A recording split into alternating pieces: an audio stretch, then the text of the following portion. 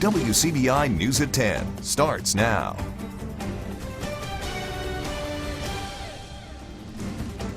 Thank you for joining us tonight. I'm Quentin Smith. At least 11 people have been killed in a shooting at a municipal building in Virginia Beach, Virginia. CBS's Jeff Pegues has the very latest. The initial shots were fired at around 4:30 this afternoon. We have multiple live victims that are coming out. Police rushed to the scene with some taking cover behind vehicles. We are still actively clearing the building for victims and secondary suspects. The active shooter situation was centered in Building 2 of the Virginia Beach Municipal Center, which is located next to City Hall, as well as the police and sheriff's departments. Shalia Cook works in the courthouse. We heard shooting, but we didn't think it was that close, like in proximity of the building. So I just thank God that they were able to alert us in time, because if it had been 10 minutes more, we all would have been outside. We got suspect coming out, main entrance, Building 2. Give us an ambulance. Shortly before 5 p.m., police reported that there were multiple injuries and just one shooter who was in custody. Jim Cervera is the Virginia Beach police chief. The fact that the suspect is deceased means that our citizens can rest easy tonight. Police proximity to the shooting scene almost certainly helped. This appears to have been a textbook active shooter response. The motive for the shooting at this time is unknown, but we do know that federal law enforcement is helping with the investigation. Jeff Pegues, CBS News, Washington. Police say the suspected shooter was a longtime public works employee, and at this time, the motive behind the shooting is unknown. A police officer was among one of the 11 people shot today. Well, it is now time to turn our attention over to weather. Chief Meteorologist Keith Gibson is standing by with a first look at our forecast. Keith? Quentin, it's been a big baseball day in North Mississippi this evening. Look at this over Dudy Noble and Starkville. A gorgeous sunset, some of that color right there. Paige, one of our former weather interns, giving us that great photo right there. Also in Sullivan, Alabama, pretty nice sunset as well. We've got some upper 60s. Starkville at 68, same story in Oxford, 75 and Tupelo 71 in Columbus. So lows tonight, low 60s, mainly clear, nice and comfortable for your Saturday. Lots of sunshine, low humidity, but still warm. Highs around 90. More on your full forecast coming up. Thanks so much, Keith. Firefighters in Tupelo are learning how to save the lives of people trapped in confined spaces. As our Allie Martin reports, it's part of a specialized ongoing training to better prepare first responders for challenging emergency calls. Hey, give me slack! For this exercise, firefighters are working to rescue multiple victims, represented by fire hose dummies or mannequins. It simulates situations where they may have to enter a hazardous atmosphere and do some type of technical rope work in order to remove a worker or any person that's been entrapped in that atmosphere. The confined space training takes place at the North Mississippi Law Enforcement Training Center. This group of Tupelo firefighters have also undergone hazmat technician and rope rescue courses since April. Confined space training combines all three and even includes drills where firefighters switch out their self-contained breathing apparatus. You good. They were simulating being inside of an atmosphere where the air is bad. They're having to breathe air. So in the situation here, they were using an SCBA pack to allow mobility a little bit better instead of using supplied air. So with an SCBA, there's limited air supply, and they were having to exchange bottles inside the atmosphere in order to continue to have a good supply of air. Of course, the goal in a real-life situation is to get the victim out as quickly and safely as possible. Firefighters say this type of training allows them to slow down a little bit, make sure everything is done right the first time. There's numerous hazards you could run into. Just want to take your time, make sure you're doing everything the right way, because it's not bad out here, but it gets worse in there. You don't want to make it worse on yourself once you're in there. Emergency calls about confined space rescues may be rare, but having this training will ensure these firefighters are ready to respond. In Tupelo, Allie Martin, WCBI News. All firefighters participating in this training will be certified in confined space rescue training by the State Fire Academy.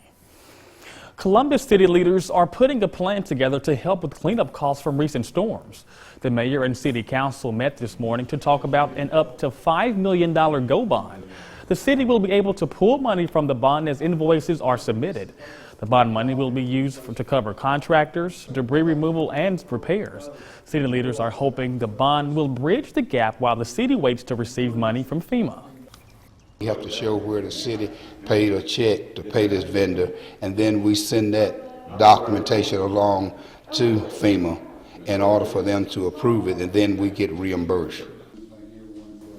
Columbus Mayor Robert Smith says he hopes they will have access to the money within the next 4 to 6 weeks. A 1% tax passes with a resounding yes from Starkville voters. Our Cash Matlock sat down with city leaders to find out what the added money will now mean to the city of Starkville. And as he finds out, the real work is still ahead of them.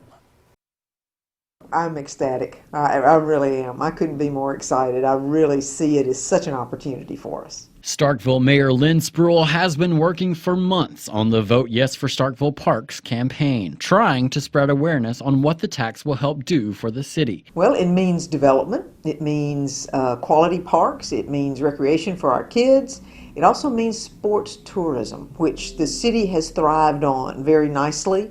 But she won't be celebrating the victory for long. In fact, she's already planning the next move. The real work now begins. I mean, the campaign was a concentrated timeline of work to try to make sure everyone understood what they were voting on and they felt good about it. And now we've got to make it a reality. And that reality includes a lot of paperwork. The 1% tax will be approved by the mayor and the board of aldermen Tuesday night by resolution, based on the preferences of the citizens of Starkville. The 1% resolution, I will certify then and send to the Department of Revenue and to the Secretary of State.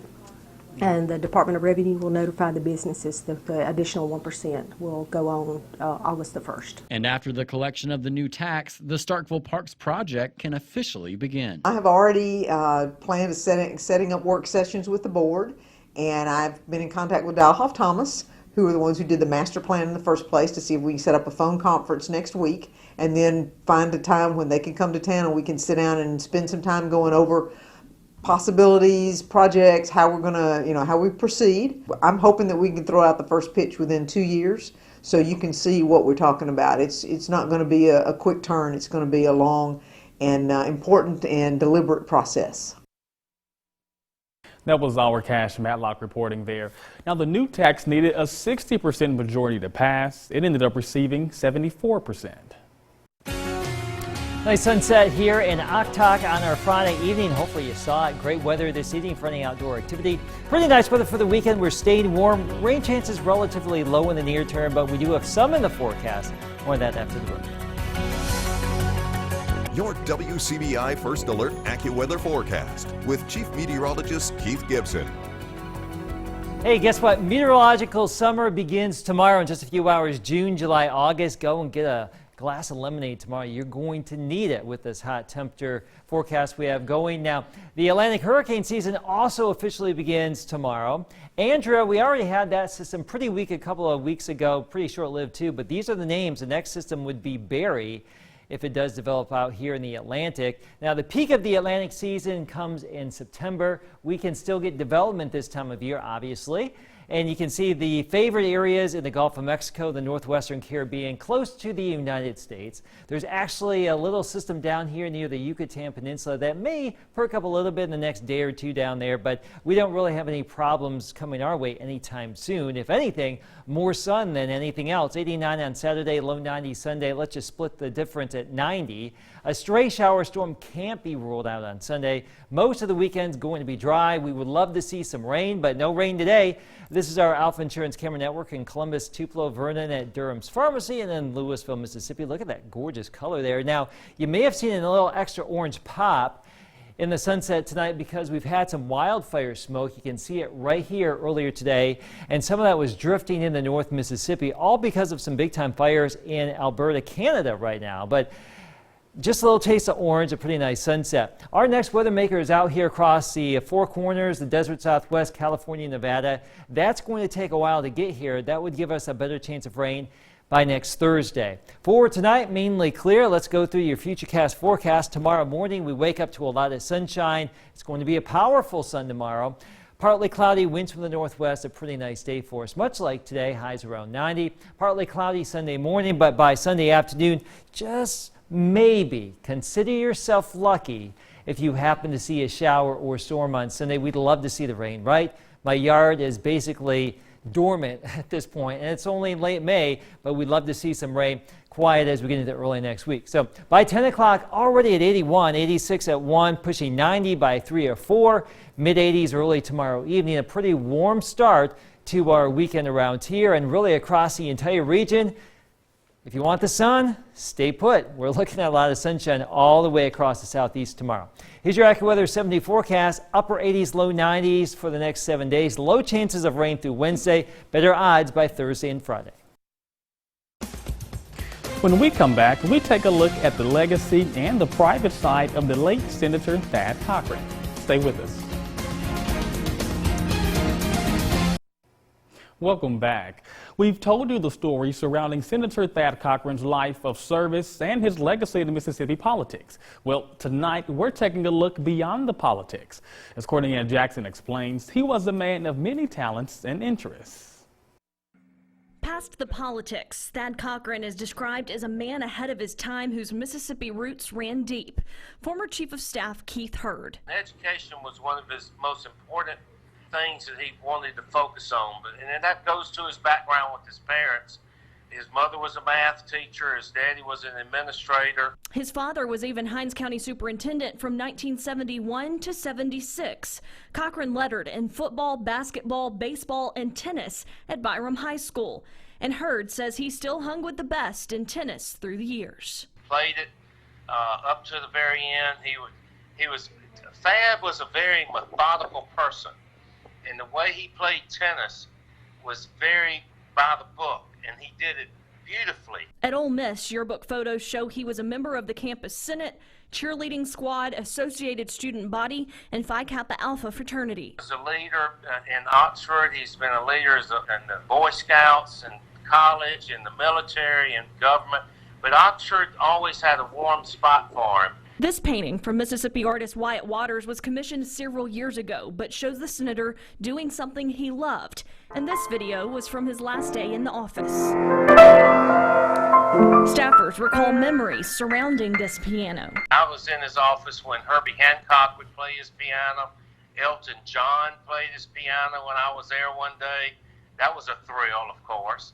But he was such a humble person that all of that didn't mean anything to him. It meant more to him to meet somebody like right here on the square of Oxford, Mississippi, than the famous people, and it was wonderful to see that about him. Courtney Ann Jackson, WCBI News. Public visitation for Senator Thad Cochran will take place this Sunday at the Robert C. Kayat Law Center on the campus of Ole Miss from 5 until 7 p.m. The Starkville and Oxford regionals are officially underway. Recaps and updates from the games are coming up next in sports.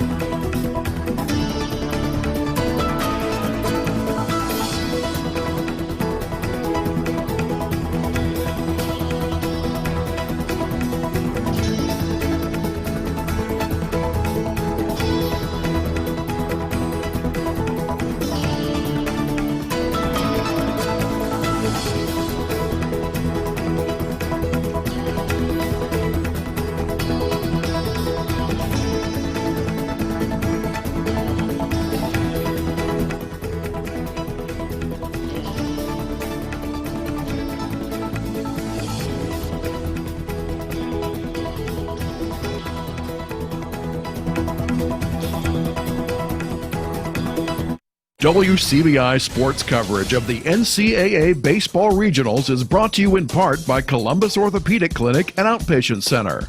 Bank First, a better way to bank. And visit Columbus, the city that has it all. Postseason baseball loves to throw curveballs. The Diamond Dogs faced with a challenge early in their road to Omaha. JT Ginn, with arm soreness, gets retired for the day, and Southern would take advantage, but State not about to let Game 1 get away from them. Let's get over to Dudy Noble Field. Playoff baseball back in Starkville for the first time since 2016. That bad news I mentioned earlier, after 32 pitches, Ginn would be pulled due to soreness, and Chris Lemonis saying he'll be out for the remainder of the regional. But Southern jumps all over Brandon Smith in relief. Bobby Johnson singles to tie the game, and Southern would be leading by 2. The Rally Dogs would return. Rowdy Jordan turns on to right, and that brings Justin Foscue into home. The momentum shifting the Dogs' way as we have a tie ball game. But Southern would not go away that easily. In the 6th, Johnny Johnson cranks one to left field. That gets back to the track, and it's going to be gone and over the wall. A 2-run homer ties it. The ball popping out of Rowdy Jordan's glove. But Rowdy would be redeemed. The bases loaded in the 7th, and Jordan Westberg delivers a 2 RBI single. Mississippi State leading 9-6 after 7 innings. And then the icing on top of the cake. It's going to be Rowdy Jordan sending one for a ride to right field. Rowdy gets everyone rowdy with the 2-run shot, and State pulls out the dub in Game 1 of the regional. 11-6 the final score. And WCBI Sports' Tom Ebel reports from Starkville on the matchup with more. Game 1 of the NCAA tournament for Mississippi State was an absolute roller coaster. We saw lead changes inning after inning, but it was clutch performances by key guys that delivered in right spots. Rowdy Jordan, 4 for 5 with a game-sealing 2-run homer in the 8th. Jordan Westberg, 2 RBI single in the 7th that gave the Bulldogs back the lead late in the ball game. And Cole Gordon delivering in a shutdown closeout performance, 6 strikeouts over the final 2 innings as Mississippi State advances to the winner's bracket. Just been up and down, and Coach Monis and Coach Gautreau have kept their confidence in me, and it's just grinding through it, and just to come through in a spot like that today was awesome. It's a really good offense on that side of the field. They showed it all day.